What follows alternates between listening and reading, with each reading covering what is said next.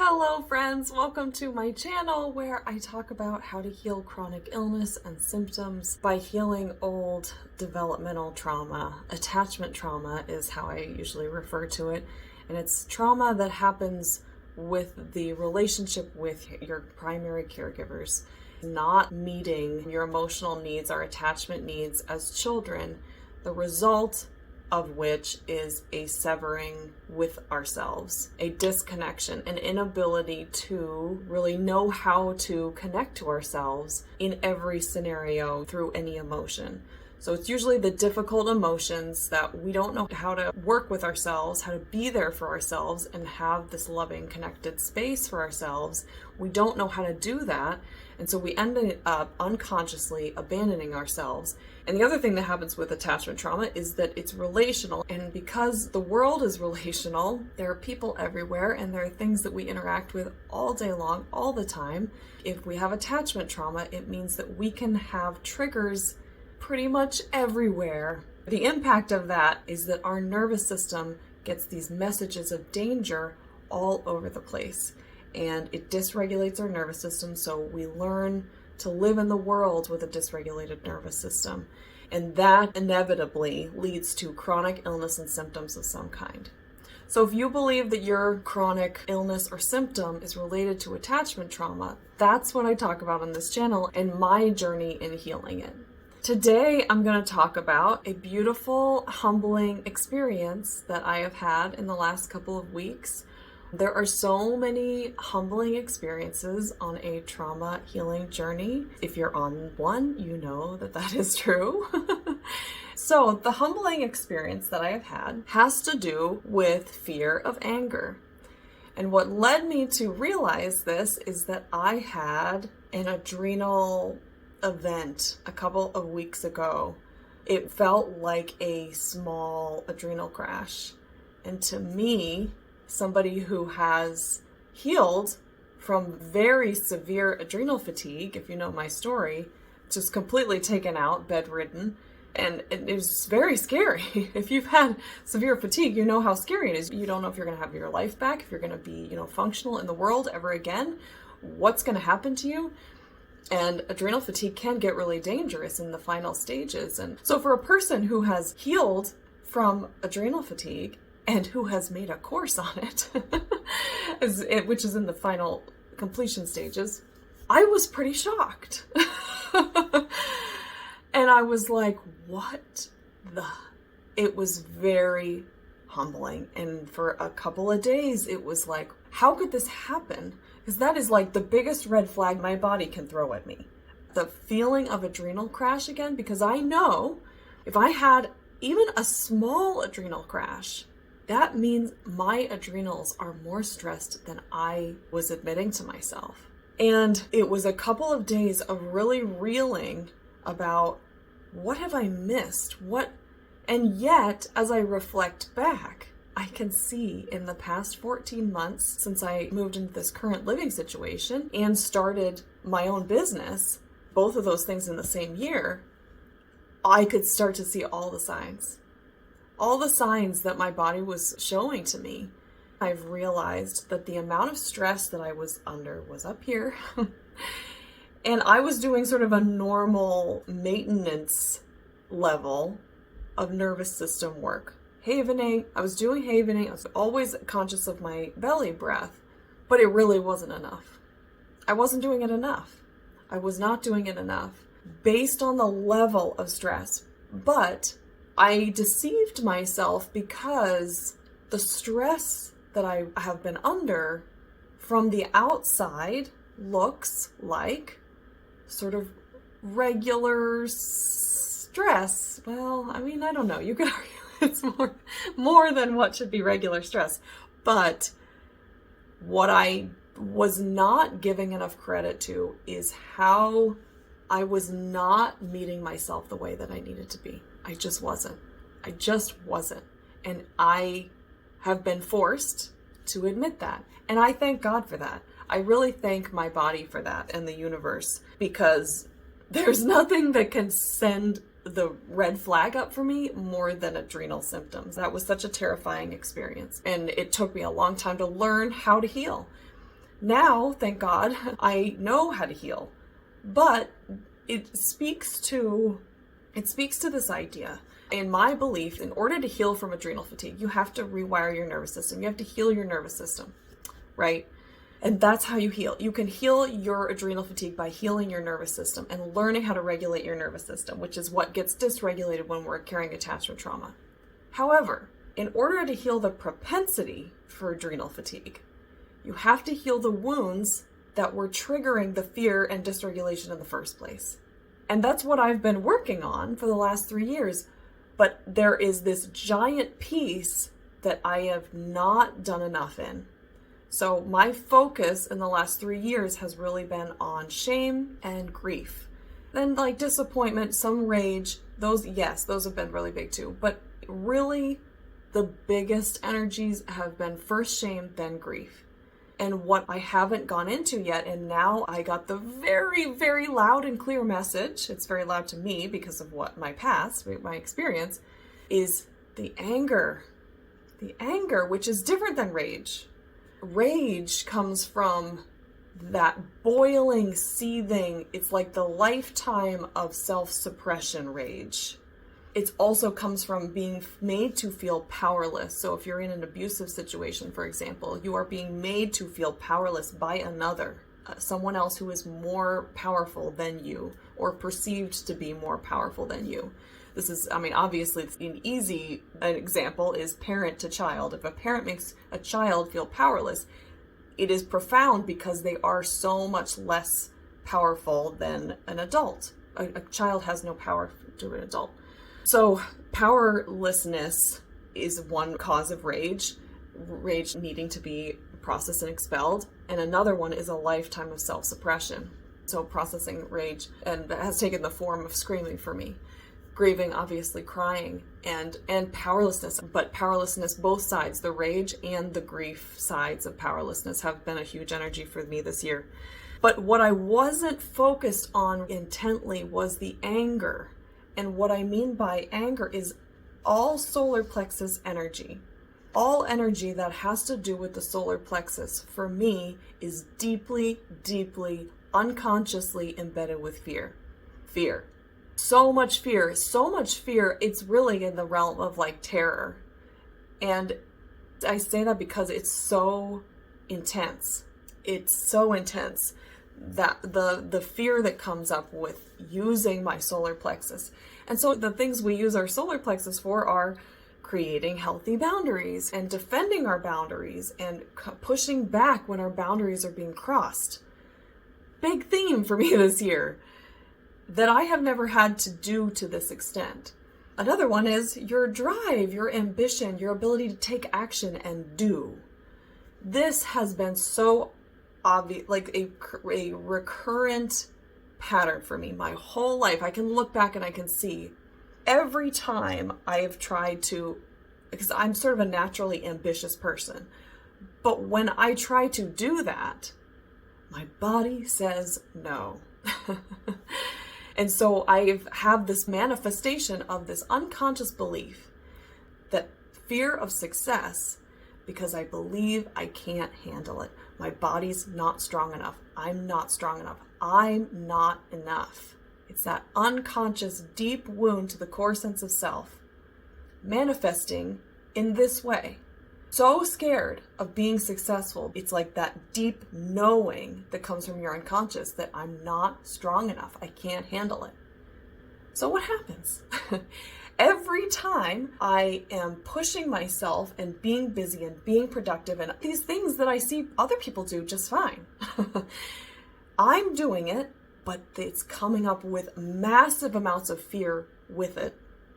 And so as I do it, what happens? My body at some point collapses. It says no. I've had this happen time and time again. Before chronic fatigue, adrenal fatigue, I had all these mystery illnesses that were showing up. These mysterious things that just kept coming up again and again. And it was like, once again, no, got to pull back again. You can't do it. You have to be calm again. And being calm, you have to move slowly in the world. And I'm sharing this in case this applies to you, because I'm not the only one that this applies to. This fear of using our solar plexus when we have attachment trauma. You could make an argument that it's a fear of failure, but you could make an argument it's a fear of success because you're not strong enough. It doesn't matter how you phrase it, but that fear is so embedded. And so what happens is my body says no. And so if I didn't understand, and I didn't for a long time, that this is a manifestation of the unconscious belief, I could easily, and I did, I have wept many tears about this in my life. I could very easily believe that. Doesn't matter how hard I try. I can't do it. I cannot be successful. I cannot do it. I get taken out every single time. I could very easily believe that because that's been my experience again and again and again. Again and again. This is what happens to us. It's like we have this unconscious belief. It gets manifested again and again. And it's like, don't you dare tell me that's not true. I've been living it for my whole life. My whole life has been a series of this being proven to me. But I know that's not what's happening. The reason that I can't do it is the wound. It's the wound. The wound has created the belief. The belief has manifested the reality. Because my reality is that manifested. So this is another one. Where I have a busy schedule and I'm finally healthy enough. I've healed my adrenal fatigue and chronic fatigue. It's like, okay, it's time. It's finally time. All these years and all these attempts, it's finally time. I can just go. I can go and do the things that I want to do and use all my beautiful solar plexus energy, right? Not yet. Not yet, Lauren, because there's still all this fear embedded in it. Because I haven't finished this wound. I had this big realization moment, and this was a secondary, intense, humbling moment. So the first one was for me to have a small adrenal crash. Was so humbling and really like sent me into investigating and trying to figure out what this was. What happened? What am I missing? What have I been missing? And really putting all the pieces together. The second humbling thing was as speaking about this, as trying to figure this out, because I've been aware that this is happening. I have been aware that there's been so much fear. Every time I am busy, my whole upper body like scrunches up. There's so much tension. My abdomen constricts. But because I sort of counteract that in my day with these times, I set aside these times of calm, meditation and quiet and reset, havening, all these tools, because I was vacillating between these, I thought I was good. Wasn't. Because when I'm still, I've learned how to be, and I'm so grateful for my ability to do this now, to be able to be really present when I'm still, when I'm giving myself that space. But what I've realized is that when I start moving, I'm not anymore. I don't know how to be with my inner child when I'm moving, when I'm doing, when I'm taking action. And so the humbling moment was because I was focusing on, why am I scared? What is she scared of? Why is she scared? For months, I've been aware of this and I've been trying to figure out from my childhood, like fixated on my history. What is she afraid of from then?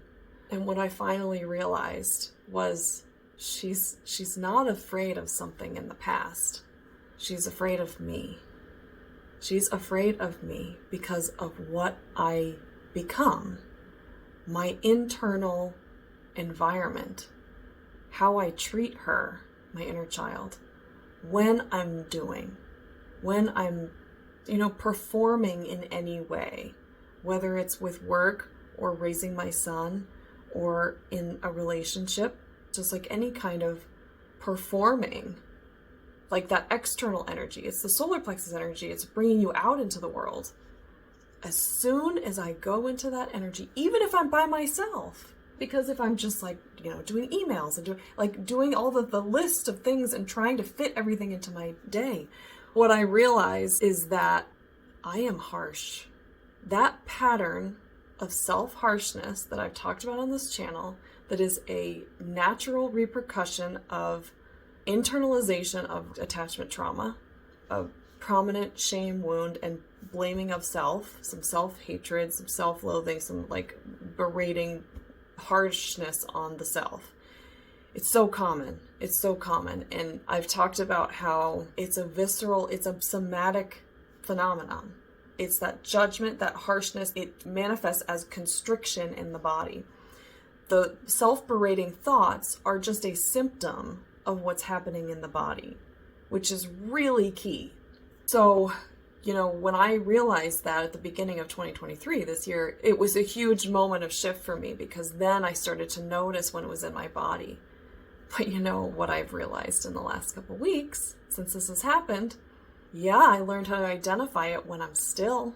And so when I'm still, I can love myself. I can love on myself and notice when that self-harshness is there and do havening and love myself. I can shift that energy. But when I'm doing, I can't. I shouldn't say I can't, but I wasn't doing that. That self-harshness is a hugely prominent, it's pervasive. When I'm going out to do, that self-harshness, that voice. But it's not a voice, because I've worked so hard, and that's why it's confusing, because I've worked so hard to clean up that voice, to make that voice nice and kind. But that feeling, that sensation, that visceral response in the body is so harsh. It's got this energy of, you can be doing better. You can do better. You can do better. You're not doing enough. You can do better. Do it. You're not. It's not. This isn't good enough. It's not a voice. It's the energy that's coming from the body. It's not good enough. You could do it better. And so the impact of that is that my inner child is scared of me. So humbling. And believe me, realizing this, I have cried some deep tears of grief and remorse. And I've been using the Ho'oponopono prayer to start the repair with the self in this realm, in this area. The Ho'oponopono prayer is a Hawaiian prayer for interpersonal repair. It's 4 sayings, it's 4 phrases. So I'm sorry. I'm so sorry. Please forgive me. I love you. And thank you. I've used this many times in the last few years, especially when I get sort of stuck somewhere in the freeze state and I know the inner child's trying to talk to me and I just haven't been able to move that energy, especially I'm thinking particularly in 2021, I was using it a lot. And what I noticed, and I noticed it this time too, is that one of those phrases will often hit the emotion and the chills, the goosebumps. I interpret chills and goosebumps as my inner child feeling seen and validated and listened to and in agreement. And so I have wept many tears.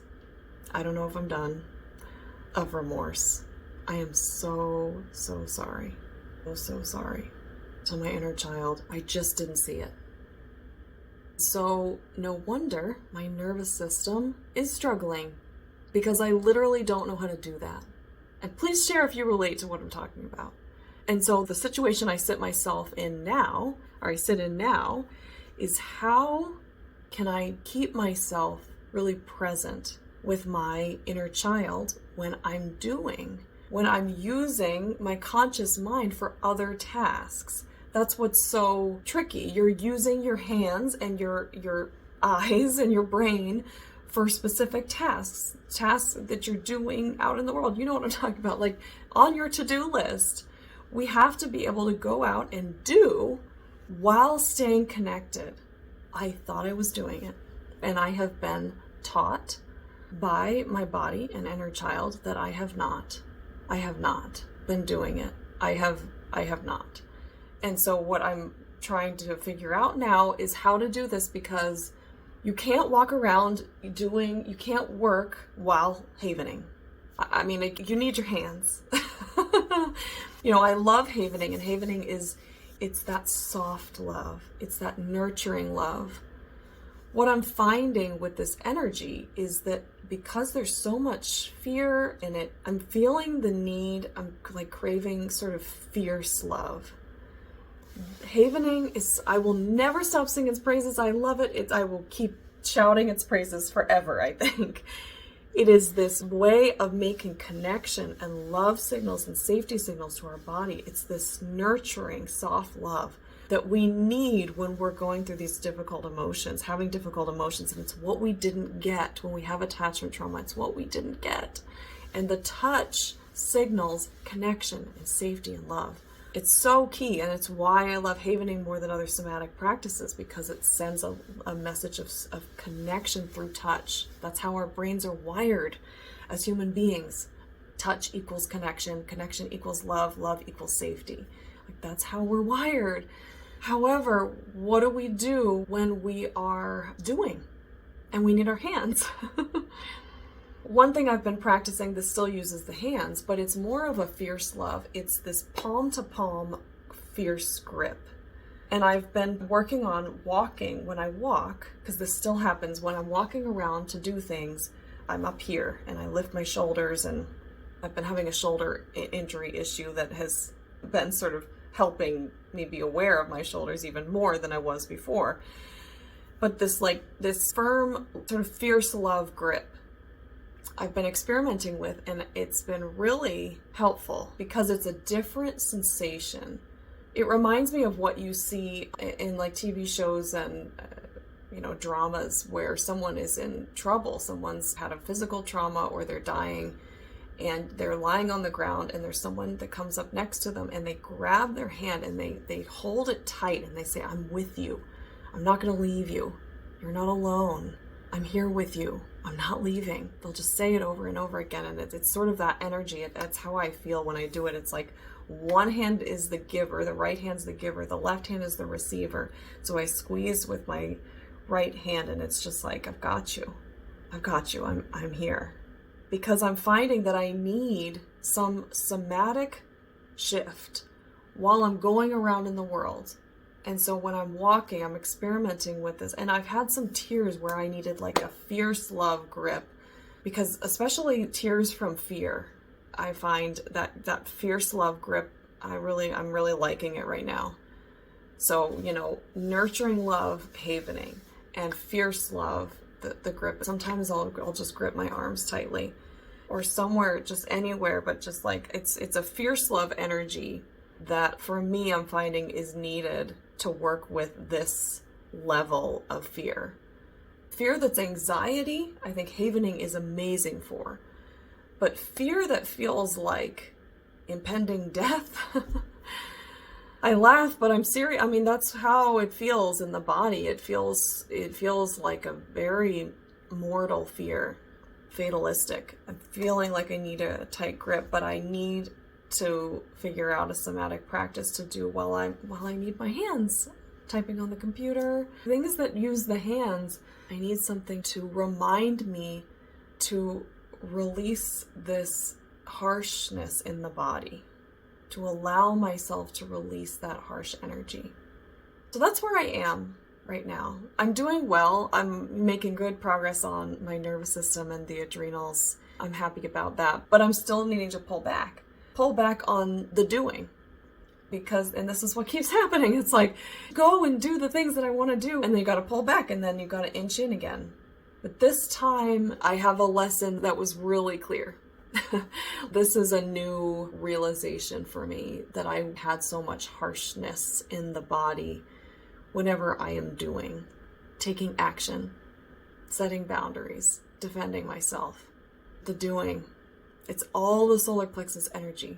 And fear is in the solar plexus, so it makes sense that when you're trying to drive it forward, if you have all this fear, that's what's going to disrupt that solar plexus energy from coming out cleanly. So that's where I am right now. I'm going to experiment with humming. That was my mom's suggestion. She's a brilliant psychologist, so I'm gonna experiment with that a little bit. But I guess I'll let you guys know. But I wanted to share this experience. This is healing from attachment trauma. I mean, it's like you have to be really vigilant of your nervous system. And if you're not vigilant enough, your body will let you know. In the past, I would have gone into a lot of shame about this, I think. And I felt it. I felt the twinge at first, but the truth is that this is what the journey is. It's really navigating back and forth with this energy. And it's just, you keep getting lessons. At least I do. So I wanted to share this experience with you in case that it's helpful. I hope that it is. And if you're watching it when I first put it out, I hope you all have a beautiful Christmas if you celebrate it. Happy holidays to whatever holiday you celebrate. I'm really looking forward to the solstice this year on December 21st to really reflect on the year, what I've processed, what I'm shedding, what I'm leaving behind in 2023, and what 2024 is gonna hold. And this lesson has really showed me that the beginning of 2024 is gonna be different than what I thought, because it's gonna be a lot of focus on how can I learn how to do and be there with my inner child with love and kindness and compassion, that energetic, that visceral, that somatic way. In a fiercer way, like that fierce love. How am I going to do that? This is my next growth edge in my healing journey. I hope you all have a beautiful holiday and new year. I want to validate, in case this has been true for you, the last 3 months of this year have been insanity energetically. So if you are feeling that, like a lot of people are, I just want to validate. I find that really helpful. I love to hear when other people say that, because it's easy for me to question, like, if it's just me or if it's a lot of people. But I've spoken to a lot of people where this has been true, and the astrology will confirm that too. The last 3 months of this year have been there's a lot of energy movement, a lot of energy shifts and ups and downs. So we'll see what 2024 brings. I wish you all the best in your healing journey. If you would like to have me as a support in your healing journey, I would love to hear from you. You can book a free 30-minute initial consultation on my website. It's laurenvoorhees.com. Just book a session, then pick a 30-minute session, then pick a calendar time, and we'll talk. The first one's free, and then after that, it's paid. I would love to be a support for you on your journey. So if you like this video, push the thumbs up and subscribe to my channel. If you haven't already, share it with anyone if you think it would be helpful to them, and I will see you on the next video. Take care. Bye.